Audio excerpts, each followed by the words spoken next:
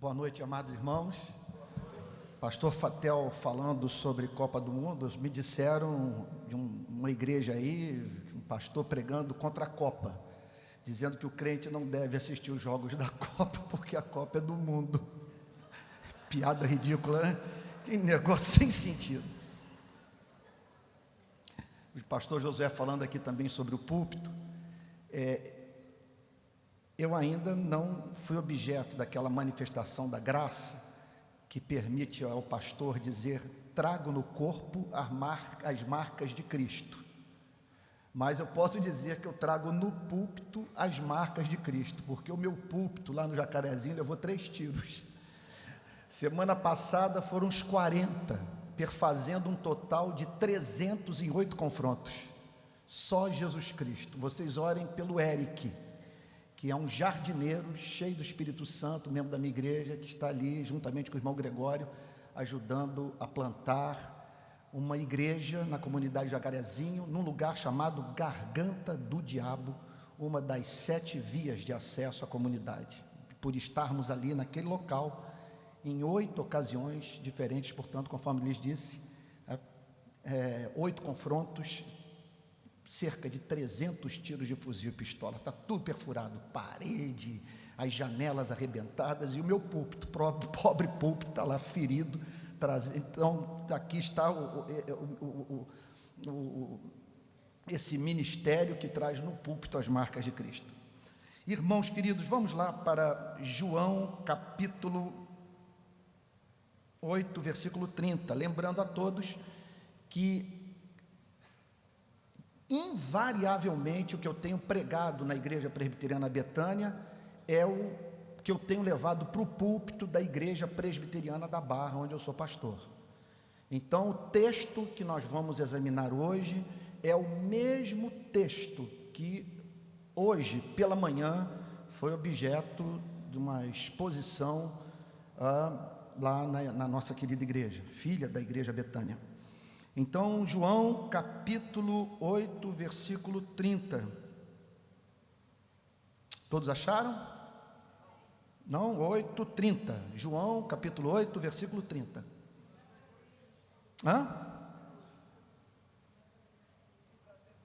Está pedindo, o pessoal que está aqui à frente está pedindo para acender as luzes, que eles não estão conseguindo, pelo que eu entendi, ler a Bíblia. Ok, melhorou. Pai Santo, que em nome do Senhor Jesus, Tu não permitas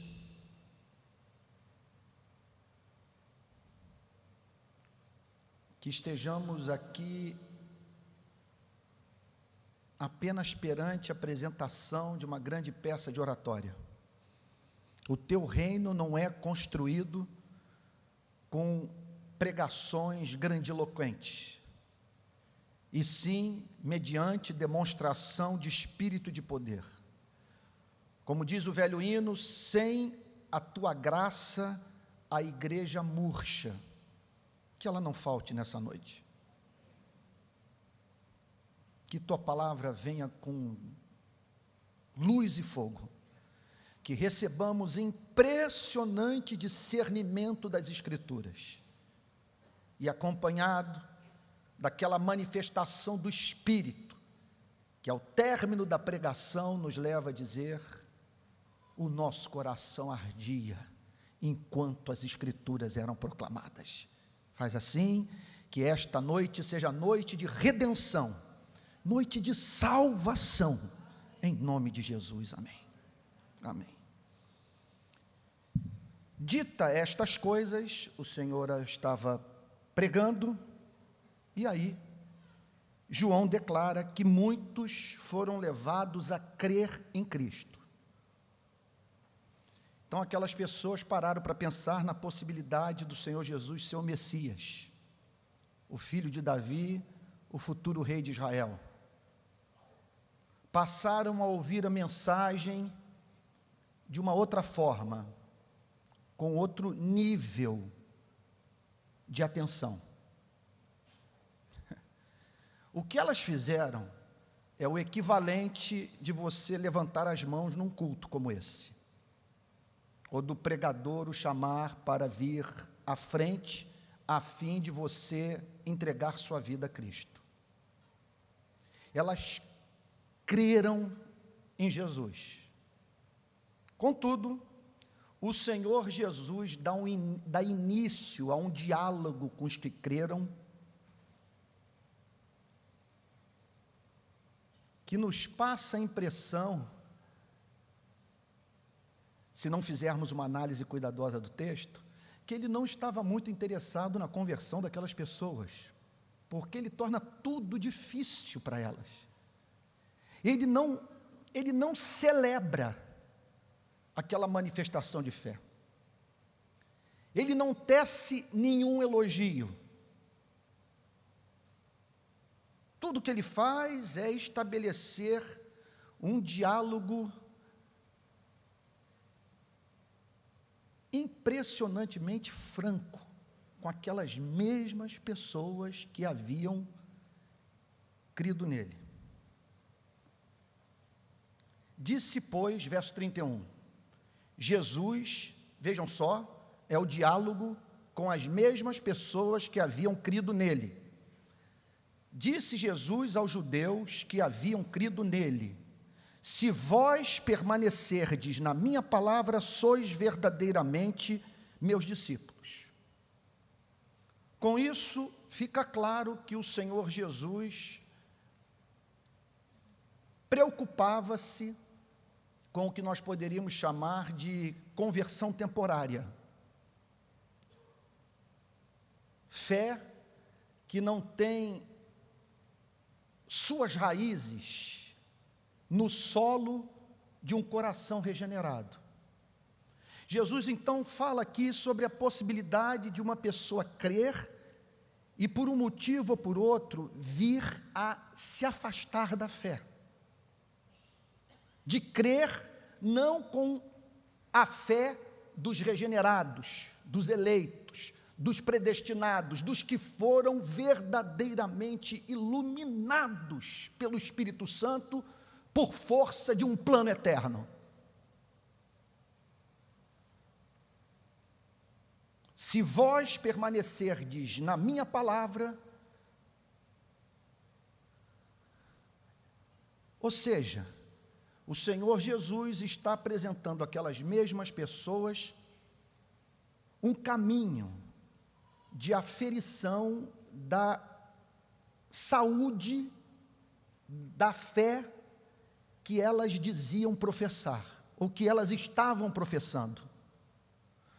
O que ele está declarando, portanto, é que se aquelas pessoas realmente foram levadas a crer, mediante a ação do Espírito Santo, elas manteriam uma relação de obediência com a palavra. Aquela decisão inicial de crer viria acompanhada daquilo que costumamos chamar de discipulado, a decisão de seguir a Jesus Cristo, ser discípulo de Jesus Cristo, aluno de Jesus Cristo, aprender com Jesus Cristo a partir de então, a pensar a vida com as categorias divinas, ter a relação com a religião, com o mundo, com o próprio Criador, mediada pelo Evangelho. Ser discípulo significa, portanto, manter uma relação de fidelidade às Sagradas Escrituras, que ele chama aqui de: se vós permanecerdes na minha palavra, no meu Evangelho. Por que uma declaração como essa? Porque essa história de ser batizado, de crer, de levantar as mãos, é algo que você sabe como começa, mas nunca como termina. O que ele está dizendo aqui é a seguinte coisa: entre este ponto da vida de vocês e a morte, o que os aguarda é luta. Pensem no que isso representou para os discípulos do primeiro século. Quando ele os convidava para literalmente andarem com ele. O que representou para André, Pedro, para Tiago e João aceitar esse convite? Representou eles se associarem pregador que era tido como um revolucionário envolvido com um plano de insurreição que tinha como objetivo derrubar o Império Romano. Essa foi a acusação que pesou sobre ele, que o levou à cruz. Então pense o que representou para aqueles homens seguir a Jesus Cristo, e que representou você estar ao lado de alguém que de repente vira-se para o governador e diz: vai dizer a esta raposa, que chama a autoridade pública de raposa, que bate nas instituições religiosas manhã, tarde e noite, a ponto de sacerdotes, escribas, fariseus, intérpretes da lei, membros do sinédrio, tramarem a sua execução. Vocês imaginem o que representou segui-lo para o jardim do Getsêmani, e estar ali ao seu lado, para ser surpreendido pela chegada das tropas romanas e da polícia do templo.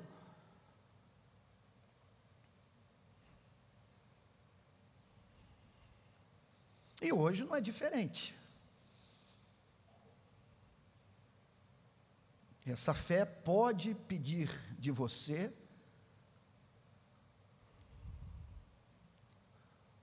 o que o fará,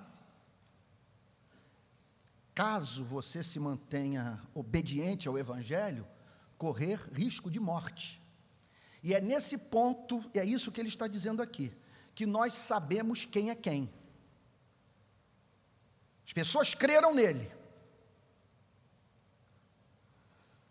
Vamos assim dizer, levantaram suas mãos. E aqui ele está sendo totalmente honesto. Vocês têm ideia da decisão que vocês estão tomando, do que vai representar para as suas vidas seguir uma pessoa como eu? Se vós permanecerdes na minha palavra, veja só, numa relação de obediência, mesmo quando esta obediência é custosa, mesmo quando esta obediência demanda coragem, sois verdadeiramente meus discípulos. Ou seja, vocês creem com a fé dos regenerados, a mesma que foi plantada no solo do coração do eleito, que o move a não apenas ser membro de uma igreja, mas a se tornar meu discípulo, levando, portanto, até as suas últimas implicações práticas essa relação de fidelidade comigo. É por isso que o Martyn Lloyd-Jones deu aquela confrontada. Eu já mencionei isso aqui numa pregação na Igreja Betânia, inclusive editaram essa passagem e espalharam aí pelo Brasil.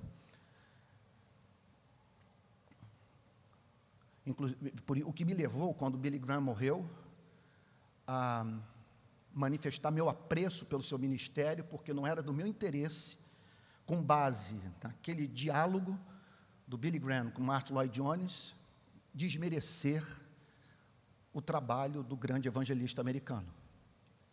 Mas o Billy Graham havia convidado Martyn Lloyd-Jones para ser o chairman, presidente do Congresso de Berlim em 1966.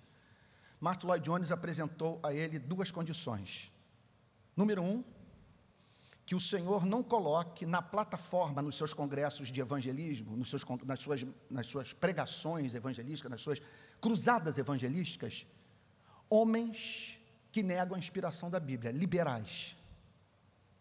Homens que não creem na morte sacrificial, expiatória, substitutiva de Cristo. Era mais ou menos isso que ele estava dizendo.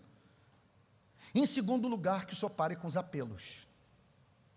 Apelo em campanha de evangelização, porque Martyn Lloyd-Jones se preocupava com as falsas conversões, com pessoas levantando as mãos e nessas cruzadas evangelísticas a igreja ser levada a crer que aquele mero gesto de levantar as mãos numa campanha representava uma real experiência de conversão. E parece que, de certa forma, embora a Bíblia ensine com muita clareza o milagre da conversão instantânea, são vários exemplos de pessoas que tiveram a vida subitamente mudada pela ação do Espírito Santo. A história da igreja nos ensina, e essa passagem ressalta o fato que nem sempre esse approach inicial resulta de uma real experiência de transformação de vida. E por isso esse teste, por isso esse caminho estreito que é apresentado. Por isso, os custos do discipulado são, com muita honestidade, revelados desde o início. Se vós permanecerdes na minha palavra, porque vocês serão provados pela vida, o mundo vai se levantar contra vocês, vocês terão que viver neste planeta, mas mediante um cerceamento significativo da sua liberdade. Porque a partir deste momento, as opções de vida que lhes restarão serão as opções de vida do amor. Vocês poderão fazer tudo menos amar, menos deixar de amar, menos negar o sonho do Evangelho, de uma igreja que sai pelo mundo, revelando o amor de Deus que está em Cristo. E aí o verso 32. E conhecereis a verdade vos libertará. Gente, isso aqui é de um valor impressionante. Porque o que o Senhor Jesus está dizendo aqui, veja só, é que não basta você ler João Calvino, não basta ler Martim Lutero, não basta ler a própria Bíblia. Essa passagem é uma passagem que fala sobre epistemologia, sobre ciência do conhecimento, mas veja só, do conhecimento de Deus. E conhecereis a verdade, que significa, portanto, que não há conhecimento, vero conhecimento da verdade, sem uma relação de obediência, que é a decisão de permanecermos na palavra, de ficarmos com o Evangelho, mesmo quando o Evangelho está contra os nossos interesses. E isso na hora do mais alto custo pessoal. É nessa relação, nessa dinâmica, que no decorrer dos anos, a palavra vai ganhando corpo, vai se nos configurando como mensagem excelente, amável. E nesse processo, nessa relação que envolve o estudo das Sagradas Escrituras, uma vida de obediência sob o cuidado providencial de Deus, é que nós conhecemos a verdade. E ao conhecermos a verdade, provamos da mais profunda libertação, que é a libertação produzida pela mesma palavra que nos habilita finalmente deixarmos de lutar pelo nosso reino, por termos sido levados à consideração do fato de que nós somos do nosso amado é nosso, e que por isso estamos livres para nos cingir de uma toalha e servir os irmãos.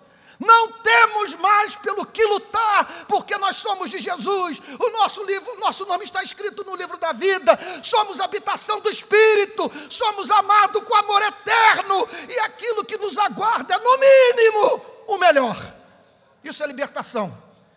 E o que Jesus está dizendo é que essa liberdade do diabo, liberdade da culpa, da lei, do inferno, de Moisés, da consciência, da coerção religiosa, que essa liberdade é progressiva, que ela começa no momento da conversão, mas vai ganhando corpo à medida que você permanece na palavra.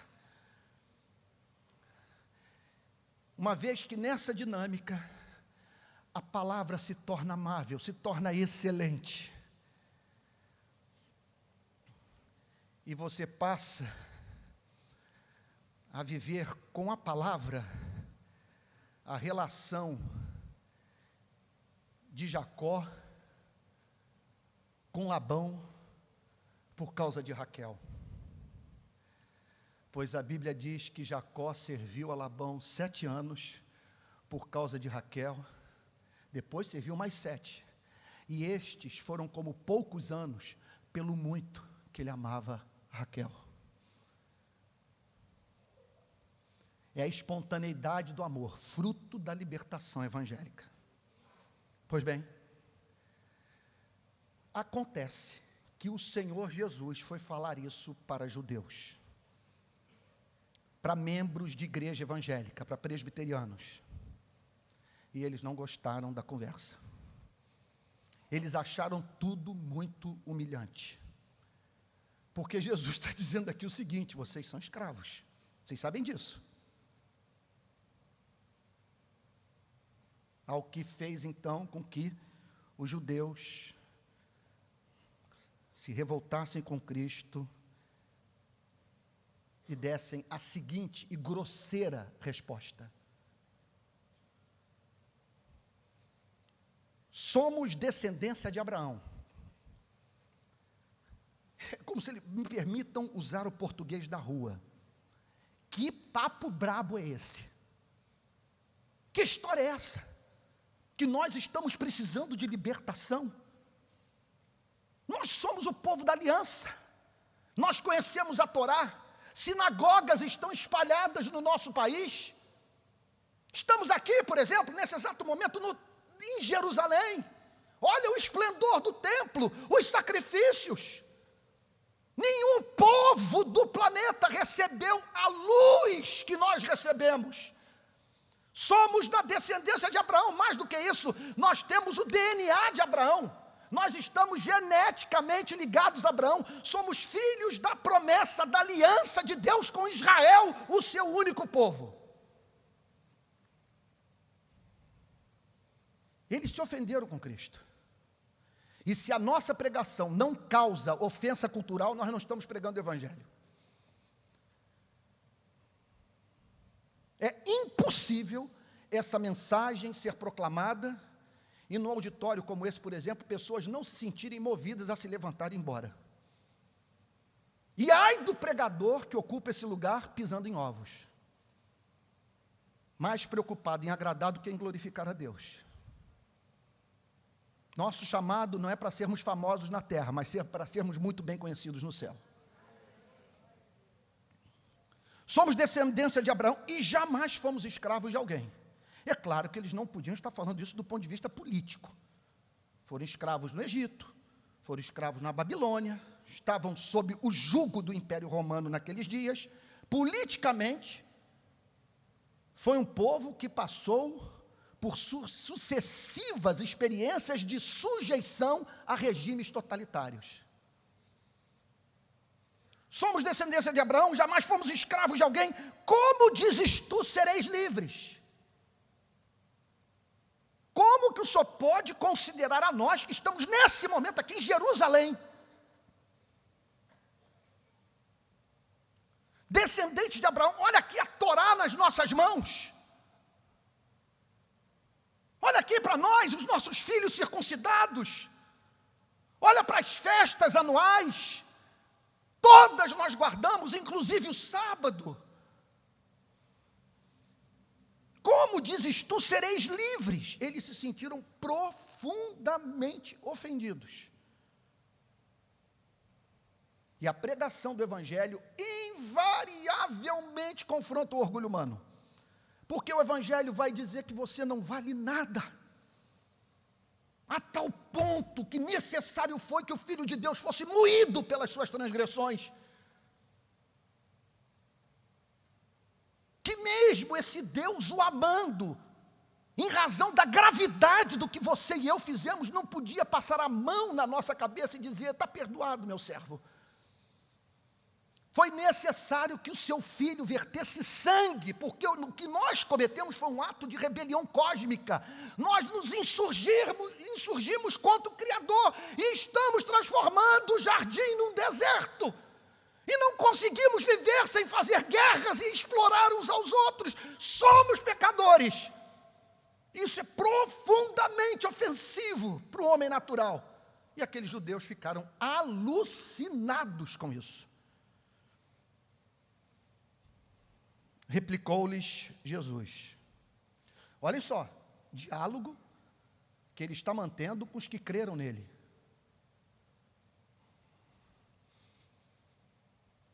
Em verdade vos digo, todo que comete pecado é escravo do pecado. O problema de vocês não é Roma. O problema de vocês é um vício.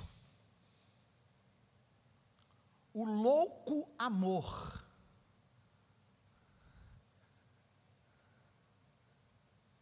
por vocês mesmos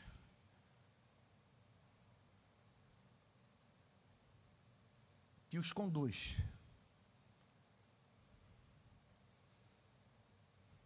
a brincar com os céus e ignorar o próximo. Há um princípio que rege a vida de vocês. Vocês estão sob o jugo do pecado. É esse o princípio que anima a vida de vocês. É isso que rege toda a atividade intelectual de vocês. E até mesmo a sua interpretação da lei. Vocês são escravos do pecado. Vocês são escravos do egoísmo. Vocês são escravos da vaidade. Vocês são escravos do orgulho. Vocês são reis destronados e vocês insistem em ser o centro do universo. E o que ocorre é que cada um de vocês tem o mesmo anelo. E por isso que se observa na sociedade é um choque entre os deuses. Vocês não se acertam porque todos vocês se julgam superiores aos demais. E vocês usam a própria religião para fazer com que até mesmo Deus se converta aos seus interesses pessoais.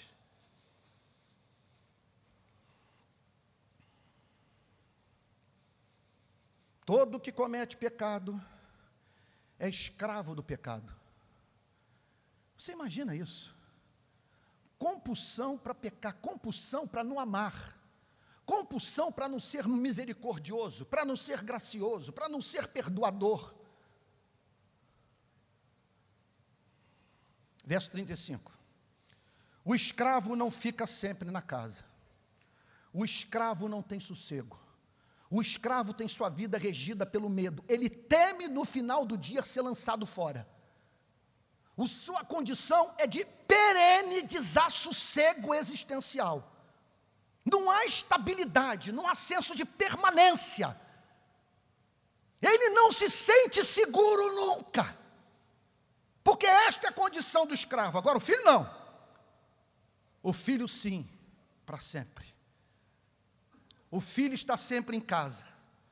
O filho pode dizer: para onde me ausentarei do teu espírito? Para onde fugirei da tua face? Se subo aos céus, lá estás. Se faço a minha cama no mais profundo abismo, lá estás também. Se tomo as asas da alvorada, me detenho nos confins dos mares, ainda lá me haverá de guiar a tua mão e tua destra me susterá. O filho está habilitado a dizer: certamente bondade e misericórdia me seguirão todos os dias da minha vida, e habitarei na casa do Senhor para todo sempre.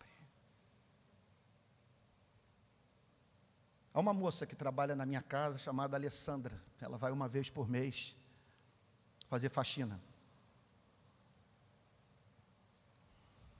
Uma vez por semana. Há um acordo tácito entre nós.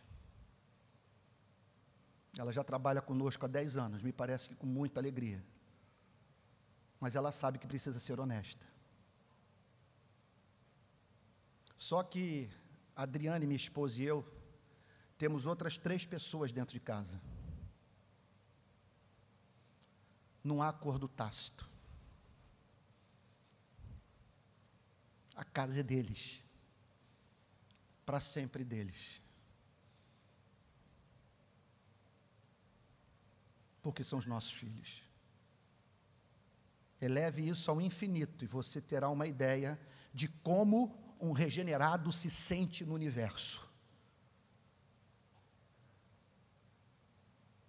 Eu faço o que faço, não porque temo no final do dia ser posto no pelourinho, levar chibatadas ou ser lançado fora na rua. Faço o que faço porque quando contemplo a face do Pai, pecar contra Ele se torna mais ofensivo a mim do que pecar contra a lei. Não temo mais as ameaças de Moisés.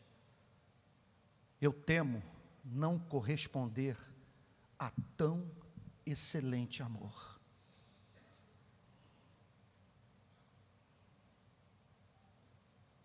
Verso 36. Se, pois, o Filho vos libertar do quê? Do pecado e da punição do pecado. Se, pois, o Filho vos libertar, se o Filho os elevar à condição de filhos de Deus, se vocês se deixarem se sentir amados pelo Pai através da pregação do Filho,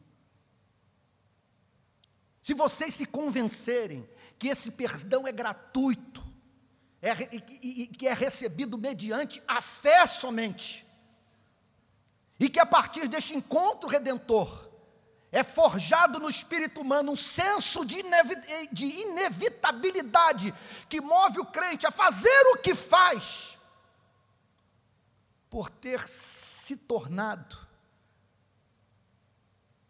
na pessoa que é, pela graça divina. Se, pois, o Filho vos libertar, verdadeiramente sereis livres.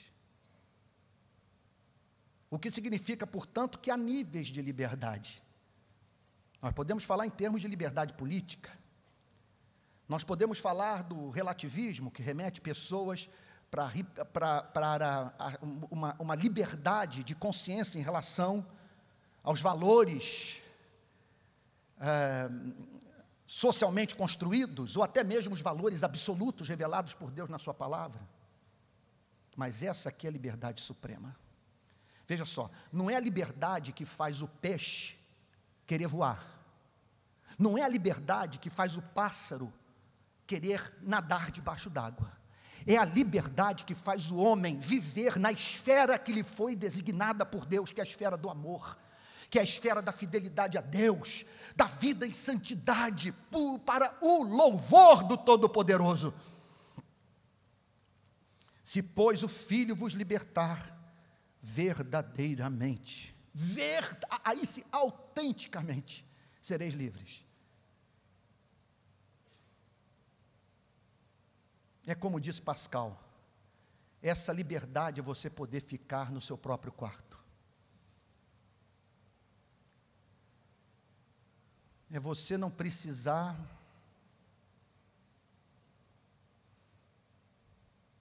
sair em busca de ocupação na vida, com o propósito de abafar a voz do seu coração, uma vez que você não tem o mínimo interesse em se ouvir. Liberdade é você no seu próprio quarto, poder ouvir a voz do coração e ter uma resposta evangélica para cada uma das questões que a vida faz emergir a sua consciência. Louvado, exaltado seja o nome do Senhor. É você poder dizer: por que estás abatido, ó minha alma? Por que te perturbas dentro de mim? Espera em Deus, pois ainda o louvarei. Verso 37. Bem sei que sois descendência de Abraão. É interessante o que Jesus está dizendo. Vocês não estão mentindo. Eu sei que vocês são da descendência de Abraão. Dá para ver pelo nariz. Dá para ver pela cor do cabelo. Dá para ver pelo sotaque. Dá para ver, sabe, pela família de vocês, os seus nomes, seus sobrenomes. Eu conheço alguns de vocês. Bem sei que sois descendência de Abraão. Notem bem, diálogo com os que haviam crido. Vamos assim dizer, esse diálogo é um diálogo intramuros. É um diálogo de Cristo com gente religiosa, como as que se encontram aqui nessa noite. É um diálogo de Cristo com as instituições religiosas. É uma conversa de Cristo com pessoas de alma religiosa. Bem sei que sois descendência de Abraão, contudo, procurais matar-me. Meu pai, isso aqui é coisa para nós ficarmos a madrugada inteira pensando nessa declaração. Bem sei que vocês amam o Antigo Testamento, vocês não amam o Evangelho. Bem sei que sois descendência de Abraão, bem sei que vocês aguardam o Messias acabou de pular da Bíblia, o verbo se fez carne, a verdade está ao lado de vocês em carne e osso, vocês não conseguem reconhecê-la, vocês não veem excelência na verdade, não apenas isso, vocês querem apagar a maior de todas as luzes que já cruzou o solo de Israel, vocês querem me matar. O Jesus está, portanto, dizendo que presbiterianos, batistas, metodistas, poderíamos incluir também os católicos, se reuniram em complô para matar Jesus Cristo. Ele não está falando aqui de pagãos querendo sua morte, ele está falando de pessoas com Bíblia na mão, incapazes de reconhecer o Messias, de pessoas que conheciam a Bíblia, mas não conheciam o Evangelho. Amados irmãos, tem que ser frisado isto nestes dias. Nós não podemos transformar igreja em sinagoga nem em mesquita. E o meu trabalho não é idêntico ao trabalho do imã, nem do rabino. Se vocês visitarem uma mesquita, se visitarem uma sinagoga, vocês verão o rabino e o imã falando sobre o pobre, falando sobre justiça, condenando a mentira. O que vocês não encontram na sinagoga nem na mesquita é Evangelho, é Jesus Cristo, é o Filho de Deus com seu sangue derramado por você e por mim. Portanto, isso aqui não pode funcionar como uma escola de moralidade. Aqui prega-se o Evangelho. Nós não temos a mínima esperança de pessoas se comportarem como cristãs sem o Evangelho, sem o novo nascimento, sem a reconciliação com Deus através de Jesus Cristo. Bem sei que sois descendência de Abraão, contudo vocês querem acabar comigo. E por quê? Porque a minha palavra não está em vós. Moisés está dentro de vocês, mas não o meu Evangelho. Eu sei que vocês são calvinistas, mas vocês não me conhecem. É isso que ele está dizendo. Bem sei que sois descendência de Abraão, bem sei que vocês foram batizados. Bem sei que eu estou falando para pessoas circuncidadas.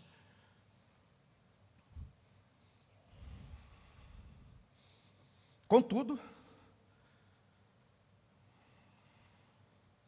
vocês querem me matar. Não pense que você e eu estamos distantes disso. Porque nós podemos matar a Cristo dentro de uma instituição como essa, quando tentamos domesticar a Cristo. Quando a relação que nós mantemos com Cristo é própria de infelizes que buscam em Cristo felicidade. Ele não quer ser visto assim. Seu nome é Jesus, Jeová é salvação. Ele quer ser procurado por todos aqueles que, depois de terem sido moídos pela lei, se tornaram humildes de espírito e abriram mão de toda e qualquer ideia de justiça própria, de conquistarem o reino dos céus mediante o suor do seu rosto.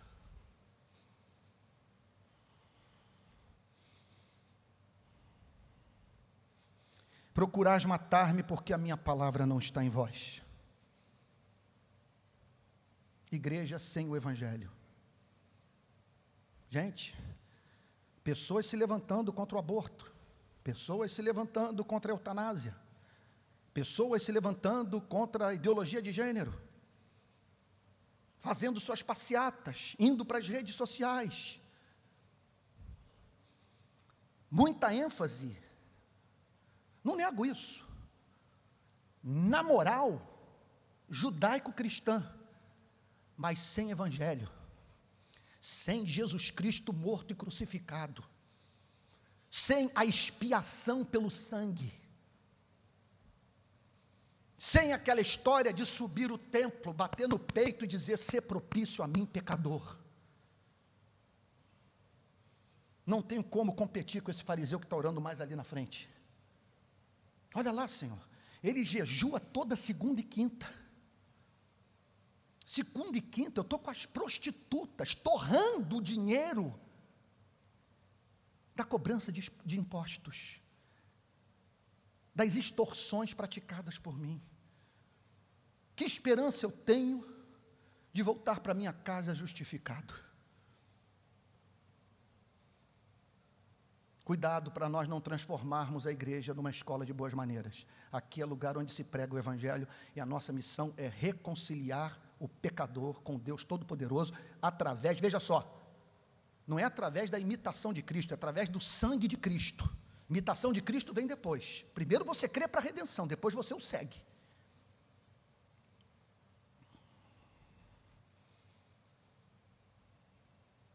Verso 38. Eu falo das coisas que vi junto de meu Pai.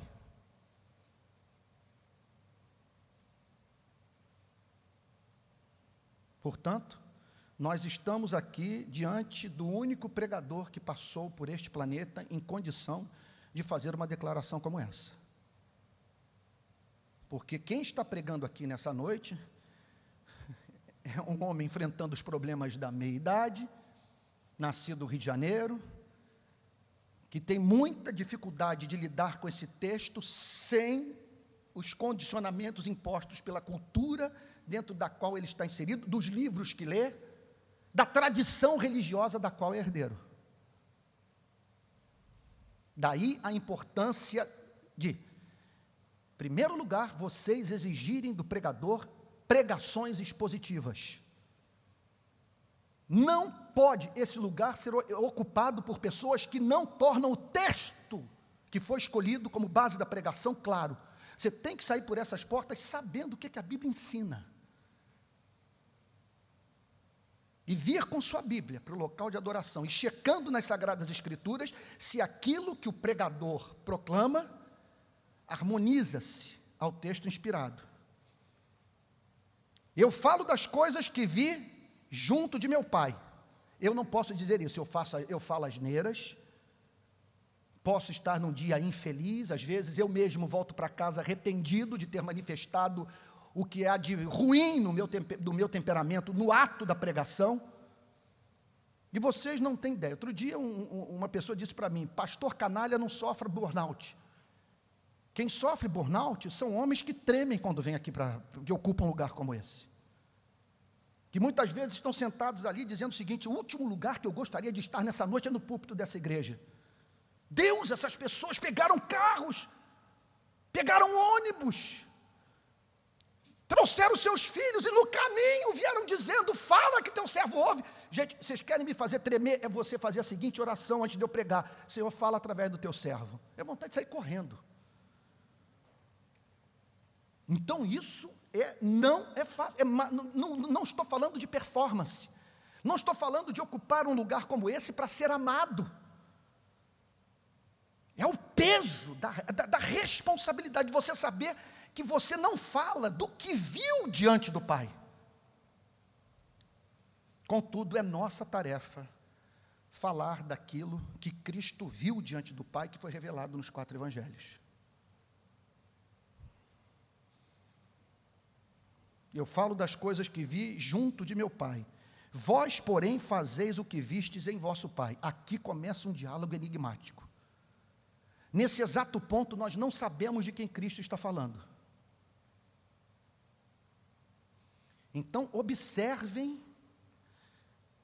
as duas humanidades aqui representadas. Isso aqui torna a discussão direita-esquerda brincadeira de criança. Quando eu vejo cristãos dizendo eu sou de direita, outros dizendo eu sou de esquerda, minha vontade é de dizer: vocês estão servindo aos irmãos siameses de uma mesma mãe chamada modernidade. Nós somos cristãos, nós não podemos ser mais de direita e esquerda do que cristãos. Somos de Jesus. E nenhuma ideologia nem outra cabe no cristianismo.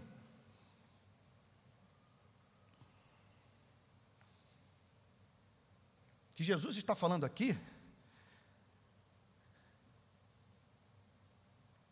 de gente que fala a partir do que viu na presença do Pai, ou que reproduz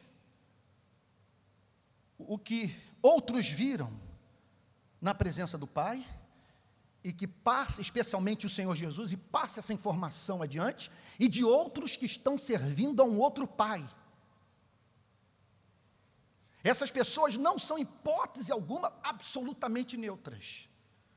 E o condicionamento é mais do que cultural, é espiritual. Elas estão trabalhando para alguém. E trabalham espontaneamente, porque sendo este pai, o pai delas, elas falam daquilo que é congenial ao pai. Elas falam a partir dessa ligação estreita, desse código genético desse pai, que elas carregam no seu ser. Verso 39. Então, impressionante esse diálogo contencioso dos judeus com Jesus. Você não vê nenhuma reverência. E olha só, pessoas que creram. Calvino é da opinião, William Hendricks é da opinião, grandes comentaristas bíblicos, eu não estou sozinho nessa interpretação, são da opinião que Jesus está dialogando aqui com os que creram. O que significa, portanto, que uma igreja como essa pode passar por um avivamento, pode passar por uma reforma do seu púlpito, o fogo pentecostal vir sobre ela e os que estão ouvindo a mensagem caírem fora. É isso que o texto está falando, de não suportarem o nível de luz. Vamos prosseguir, olha lá. Então lhe responderam: nosso pai é Abraão. Não há ser humano mais distante da redenção do que o religioso, soberbo, que não nasceu de novo, que contudo está certo de ter sido predestinado. Olhem que não há espaço para dúvida, Jesus os confronta, e eles dizem: nosso pai é Abraão.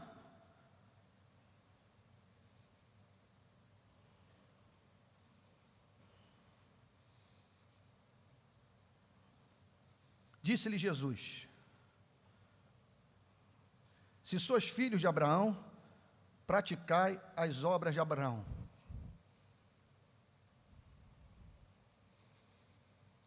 Porque você pode ter interesse por João Calvino, você pode ter interesse pelos avivalistas, você pode ter interesse pelos reformadores, e por ter interesse nesses temas, você julgar que tem o espírito desses homens.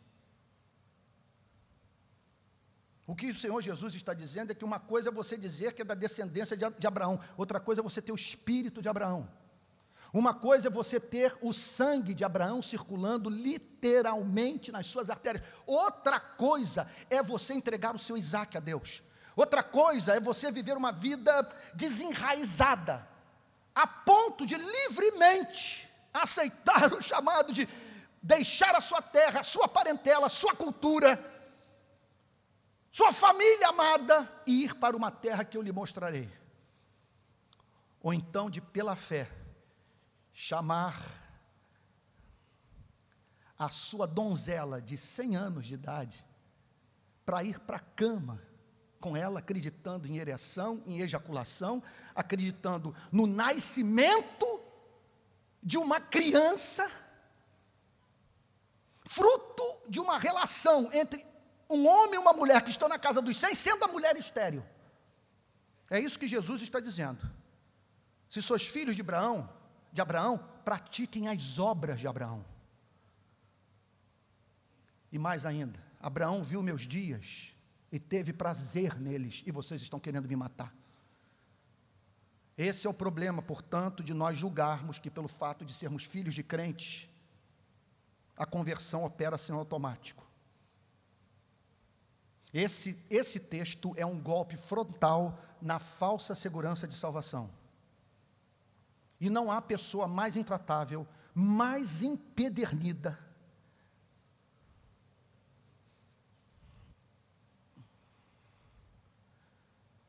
do que aquela que está perdida dentro da religião. Esses dias eu vi o Tim Keller dizer, famoso pregador americano de Nova York, que a diferença entre a perdição fora da igreja para a perdição dentro da igreja é que os que estão perdidos fora da igreja sabem disso.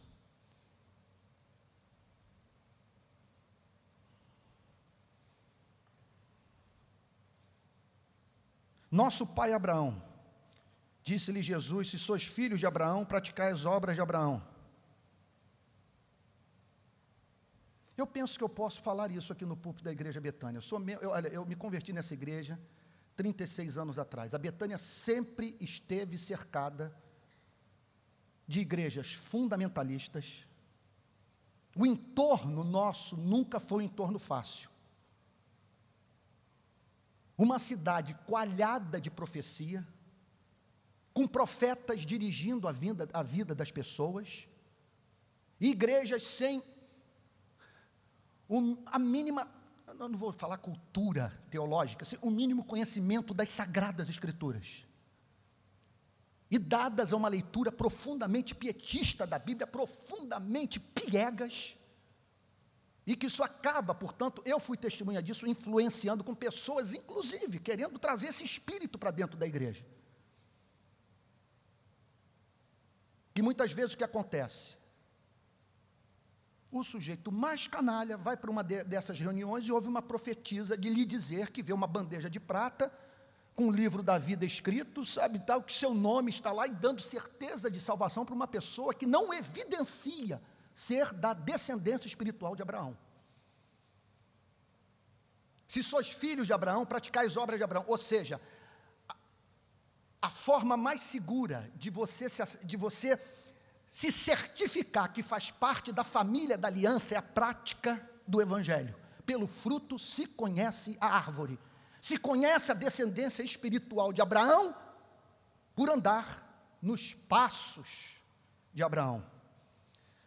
Peço que, por favor, vocês continuem comigo. Nós vamos entrar agora, dá vontade de dizer, aperte os cintos, que o que vem por aí agora é de fazer a gente cair de joelhos. Diálogo de Cristo. Diálogo de Cristo com pessoas que haviam crido nele. Vamos prosseguir. Verso 40. Mas agora procurais matar-me, a mim que vos tenho falado a verdade. Vocês estão querendo me matar porque estão muito frustrados com essa ideia de que a libertação de que vocês precisam é espiritual e não política. Que quem os escraviza não é o imperador romano, é o pecado. E que, portanto, eu não sou um novo Davi que com uma espada nas mãos vai matar os filisteus. Eu sou um redentor que veio dar a vida por vocês no Calvário. Vim para salvá-los das suas iniquidades. Eles ficaram loucos com isso. Porque não se sentiam carentes de salvação. Mas agora procurais matar-me, a mim que vos tenho falado a verdade, que ouvi de Deus. Assim não procedeu Abraão. Abraão ficava do lado da verdade, mesmo quando a verdade se voltava contra ele. Gente, verso 41. Vós fazeis as obras de vosso pai. Vocês estão trabalhando para alguém. Alguém que os anima. Alguém por quem vocês têm profunda simpatia e que os usa livremente. Disseram-lhe eles: nós não somos bastardos. Eu não consigo ler essa passagem sem imaginar o sujeito indo para as redes sociais e descarregando a sua fúria no teclado. Está surgindo no Brasil uma das gerações de cristãos mais contenciosas de toda a história do cristianismo. Nós não conseguimos discutir nada com doçura. E como a ignorância é ousada, percebe-se grande ousadia na vida daqueles que simplesmente não falam sobre o que estão não conhecem aquilo sobre o que estão falando. Eles estão profundamente ofendidos. E observem, Jesus, isso aqui não é um chamado para nós sermos descorteses, estúpidos, mal educados, mas nos apresenta um contraponto àquele excesso de condescendência que nos faz abrir demais a porta da igreja. E admitindo no rol de membros pessoas que não nasceram de novo, tornando muito fácil esse caminho. O Jonathan Edwards, por exemplo, conta que ele aguardava no exame de candidatos a novos membros da igreja de Northampton, século XVIII, nos Estados Unidos, ele aguardava um testemunho crível de conversão por parte das pessoas que se aproximavam da igreja. Eu quero ouvir um testemunho crível. Nesse testemunho tem que ficar evidente que você entendeu a doutrina e que você tomou decisões na vida sob a iluminação do Evangelho de Jesus Cristo. Não basta levantar as mãos. Não somos bastardos. É muita petulância. No grego,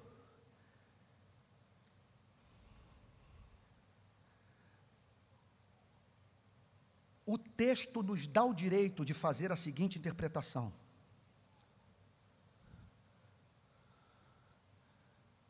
nós não somos como você, filho de uma mulher que foi para a cama com outro homem, estando noiva de um servo de Deus.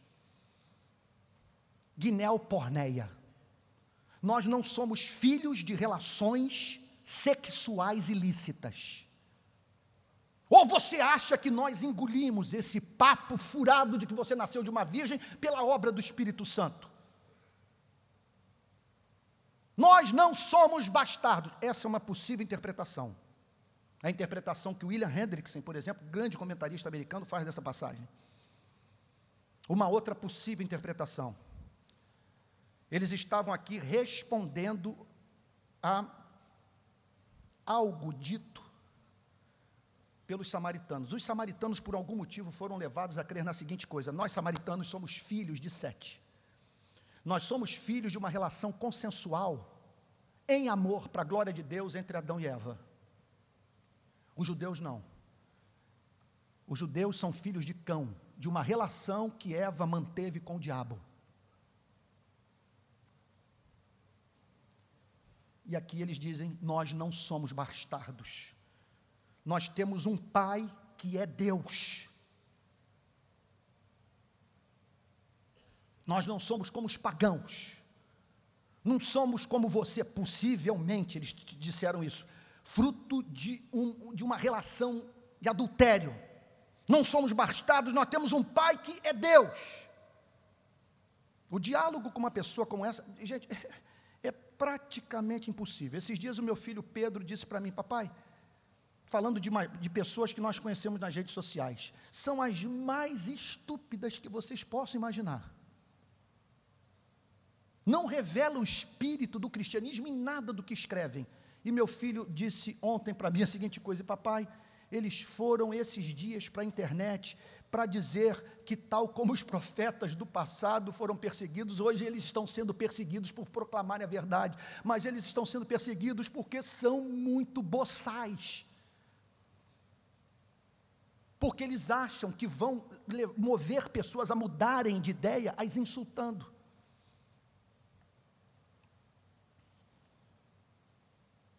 Replicou-lhe Jesus. Diálogo do Senhor Jesus com pessoas que levantaram as mãos na campanha de evangelização. Se Deus fosse de fato vosso Pai, certamente me havias de amar. Gente, nada é complicado no Evangelho. Para você saber que você nasceu de novo, basta você responder a seguinte pergunta: qual é a relação que você mantém com Cristo? Ele é o lírio dos vales? Ele é a sua estrela da manhã? Você entende aquela história da pecadora que entrou na casa do fariseu, quebrou o vaso de alabastro, banhou os pés de Jesus com lágrimas e os enxugou com seus cabelos? Você entende essa linguagem do amor? Você tem ideia do que ela experimentou e o que a moveu a prestar aquele culto? Se Deus fosse de fato o vosso Pai, certamente me havias de amar. Portanto, a principal marca de novo nascimento é o amor por Jesus. Porque eu vim de Deus, e aqui estou. Pois não vim de mim mesmo, mas Ele me enviou. Muita coisa nós poderíamos falar sobre esse versículo, mas eu estou vendo o horário aqui, tem que avançar. Verso 43.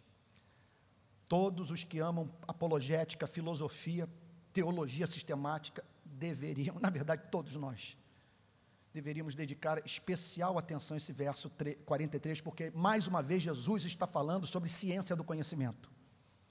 Qual a razão por que não compreendeis a minha linguagem? Por que o Evangelho não entra na cabeça de vocês? Por que vocês não amam o Evangelho? Por que vocês não veem excelência no Evangelho? Por que vocês, portanto, querem matar o Messias? Por que vocês não conseguem compreender a minha linguagem? É porque sois incapazes de ouvir a minha palavra. Isso aqui é bem calvinista. É a doutrina da incapacidade total. Vocês não entendem porque foram tornados incapazes de compreender a verdade. Entendam um ponto, gente. Não se lê a Bíblia como se lê um livro de biologia, um tratado de história geral, ou um livro, sei lá, sobre fisiologia.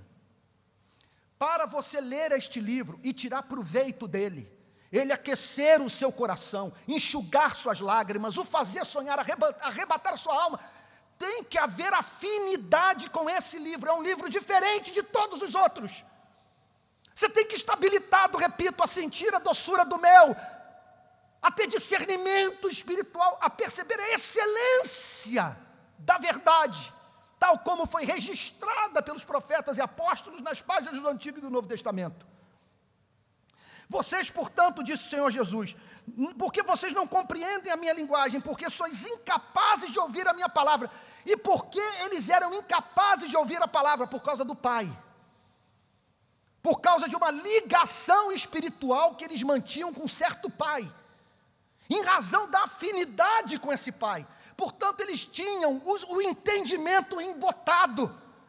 Não é a questão de neurônio, é aquilo que o Martin Lloyd Jones chama de espírito da mente.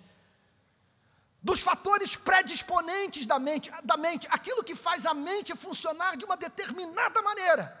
É esse Pai com o qual esses judeus mantinham relacionamento, é esse Pai ao qual eles estavam ligados, que os impedia de, com a Bíblia aberta, identificar o Messias. Interessante.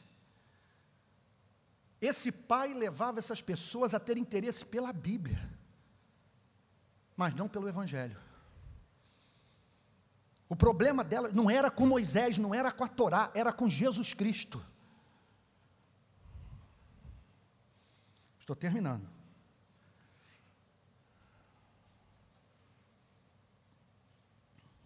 Verso 44. Aqui Jesus, de uma forma inimaginável, para pastores que estão mais preocupados em entreter os bodes do que alimentar as ovelhas, Jesus é muito franco. Ele vai direto ao ponto. Por quê? Ele não tem interesse em ser seguido por falsos discípulos. Porque pessoas se associariam a ele, e essa associação representaria associação com o nome do Pai. Jesus não queria escândalo. E Jesus não queria pessoas enganadas quanto ao seu próprio estado espiritual, a sua condição de alma. E aqui ele é claro, aqui ele é explícito. Aqui a pregação se torna profundamente ofensiva. Vós sois do diabo. Esse é o pai de vocês. Qual a evidência disso? Olha, você não tem o direito de dizer isso para a gente aqui em Jerusalém.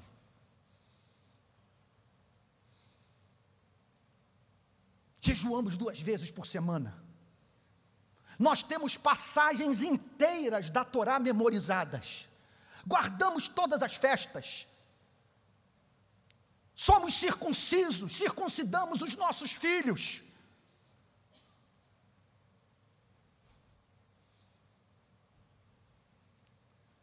Espalhamos sinagogas por Israel. Mas Jesus vê dois problemas. Segundo o relato de Mateus 23, vocês dão o dízimo do endro, da hortelã e do cominho. Vocês dão o dízimo do que brotou no jardim da casa de vocês, aquilo que a lei nunca pediu. Mas vocês são capazes de não respeitar o que de mais importante existe na lei: a misericórdia, a justiça e a fé. Porque é muito mais interessante dar o dízimo do endro do que ser misericordioso. É muito mais interessante dar o dízimo do cominho do que ser justo. É muito mais interessante dar o dízimo da hortelã do que viver uma vida de fidelidade a Deus. Vocês estão numa monumental barganha. Vocês se esqueceram do fato de que a grande característica da verdadeira religião, da vida de Deus na alma, é o amor. Vocês não amam o próximo e não amam a Deus. Vós sois do diabo, que é o vosso pai, e quereis satisfazer-lhes os desejos. Vocês trabalham para ele. E aqui nós entendemos por que todo trabalho evangelístico envolve um conflito espiritual. Irmãos queridos, examinem se eu estou sendo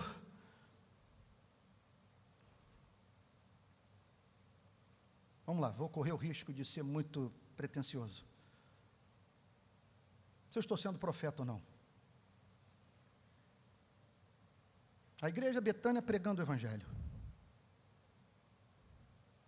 A igreja Betânia envolvida com obra missionária. Tensionando espalhar grupos pequenos na cidade. A igreja crescendo.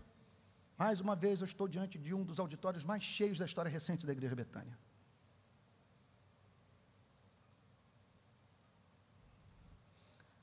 É impossível não haver oposição espiritual. O pastor Theo me relatou umas 3 ou 4. Eu falei: parceiro, nada diferente do que eu estou vivendo. Na minha igreja, esta semana, além do trabalho lá no Jacarezinho, 300 tiros na nossa igreja. Essa semana foi uma semana de tiroteio na rua da nossa igreja, da igreja mãe, da igreja sede. Porque uma facção criminosa está querendo tomar a nossa região. Um presbítero nosso se suicidou. E uma ventania destruiu o nosso templo.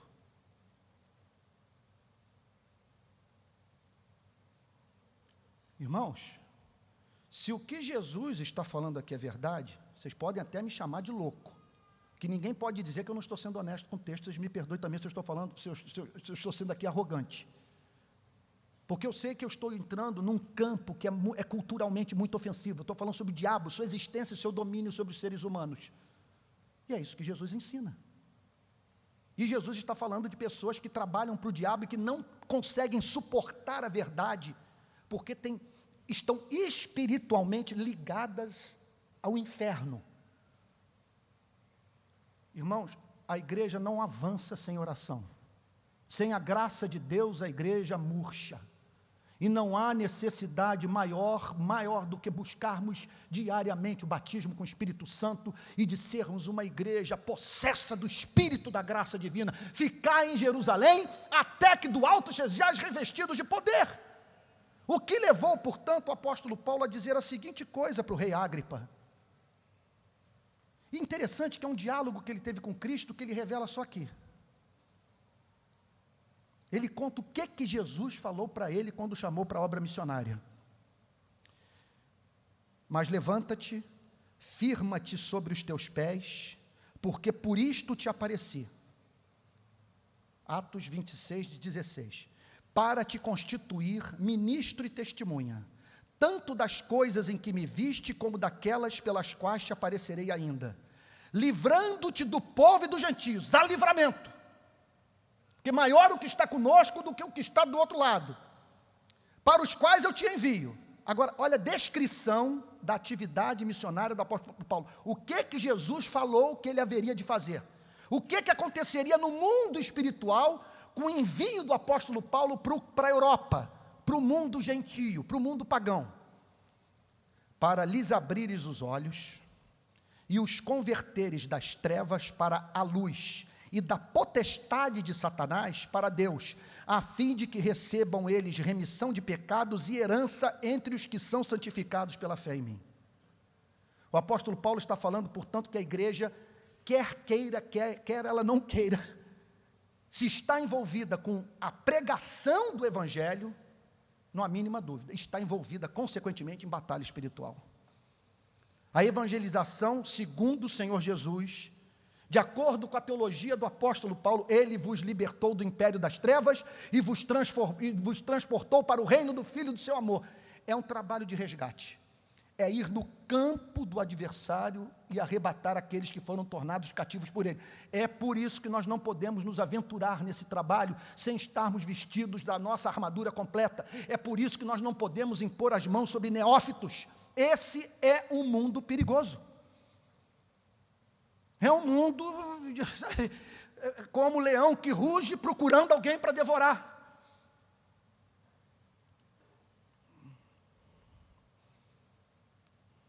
Ele foi homicida, diz o Senhor Jesus, eu não vou me alongar aqui, não tem mais, desde o princípio, e jamais se firmou na verdade. O negócio dele é matar e mentir. O que ele dissemina na sociedade é um espírito de ódio pelo bem-estar dos seres humanos.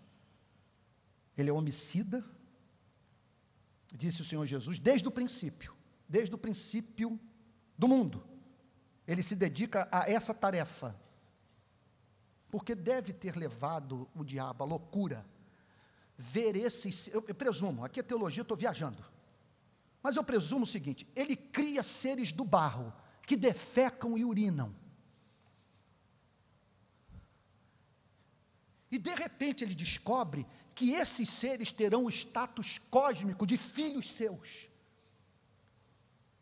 E que Deus é tão ensandecido por esses insetos,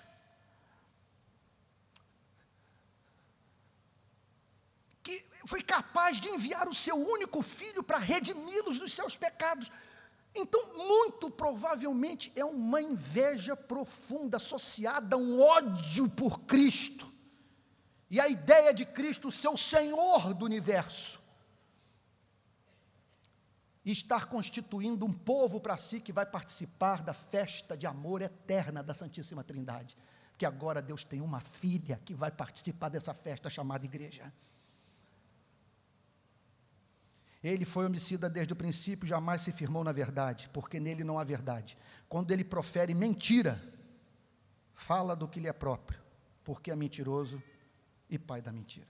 Vamos parar por aqui. A conclusão que nós chegamos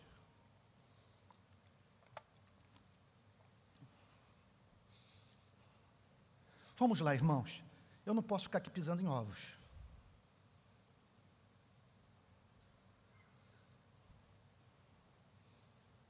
Vou falar alguma coisa dura de ser dita e muito mais de ser ouvida. Nós não vemos aqui o diabo preocupado com travesti, levando pessoas ao homossexualismo ou à prática da embriaguez. Notem, em nome de Jesus. Não estou dizendo que a Bíblia não tenha o que falar sobre isso. E se vocês querem saber o que eu penso, eu tenho um ponto de vista considerado conservador sobre esses temas. Ponto. O que me surpreende nessa passagem é a atividade demoníaca levar as pessoas para dentro de igreja. E de repente você ter como maior ameaça a paz da humanidade ao reino de Cristo, à unidade da igreja, à glória de Deus, homens castos, abstêmios, dizimistas, frequentadores de escola dominical e muito preocupados com os 10 mandamentos. O que lhes falta? Jesus. O que lhes falta? Evangelho. O que lhes falta? Doçura. Porque dificilmente, diz o apóstolo Paulo, alguém morreria por um justo, pois poderá ser que pelo bom alguém se anime a morrer. Ele é justo, mas eu não me abro com ele em hipótese alguma, porque eu não sou louco. Ele não vai ter acesso jamais à minha alma. Que a justiça dele é a justiça do que esmaga a cana quebrada e apaga a torcida que fumega. Ele não conhece a palavra misericórdia. Em suma, para não deixar ninguém sobressaltado, o que Jesus está aqui detectando é o seguinte: não tem evangelho, não tem amor. Pronto, nada é complicado, nós não estamos aqui diante de física quântica. A crítica é essa: os caras com a Torá, saindo da sinagoga, acabaram de fazer sacrifício no templo, e Jesus diz: vocês estão servindo ao diabo. E por quê? Como que ele identificou isso? Vocês querem me matar, vocês têm interesse pela Bíblia, mas não têm interesse pelo Evangelho. E outra coisa, vocês são os traíras. Vocês são justos, mas são perversos. O que nos cabe fazer então num ponto como esse? Depois de ouvirmos o Senhor Jesus tornar o caminho, vocês estão percebendo o que Jesus fez com aqueles que creram? Ele está dizendo o seguinte: vocês têm que saber que esta fé tem suas consequências. Isso envolve permanecer na minha palavra, mesmo quando isto é custoso. E assim vocês se tornarão meus discípulos, manifestarão a autenticidade desta fé, e nesse processo, progressivamente, vocês conhecerão a verdade. E o contato com a verdade, numa relação de obediência, fará com que vocês percebam a excelência da verdade. E ao perceberem a excelência da verdade, vocês vão se afeiçoar pela verdade. E ao se afeiçoarem pela verdade, vocês vão provar da liberdade dos filhos de Deus. Vocês vão sair pelo mundo amando. Que Deus faça essa obra na querida Igreja Betânia, em nome de Jesus. Que Deus envie copiosa chuva de verão sobre a nossa querida igreja, mãe de tantas igrejas, igreja que se doou, igreja que se deixou rasgar. Todas as congregações de Niterói vieram, amados irmãos, para aqui dentro. E daqui de dentro tiveram o seu, mesmo a igreja que reverendo Antônio Elias, pastor Theo e eu plantamos em Caraí. Se não fosse a ajuda da Igreja Betânia, que perdeu um naco de membros, que nos ajudou a plantar aquela igreja, nós não teríamos uma igreja em Caraí. E o mesmo aconteceu na região oceânica e nas demais igrejas. Por isso eu clamo que o Espírito Santo venha, em nome de Jesus, que seja derramado e que isso aqui seja igreja absolutamente refratária a se tornar uma sinagoga de Satanás. Mas que seja uma igreja para a qual o Senhor Jesus possa dizer o exato oposto: sois filhos de Deus, sois da descendência de Abraão, percebo na vida de vocês o DNA do grande patriarca, vocês são meus, vocês são do seu amado, e o amado da vida de vocês pertence a cada um de vocês. Que Deus nos abençoe. Vamos ficar de pé, vamos orar, amados irmãos, vamos pedir Pentecoste.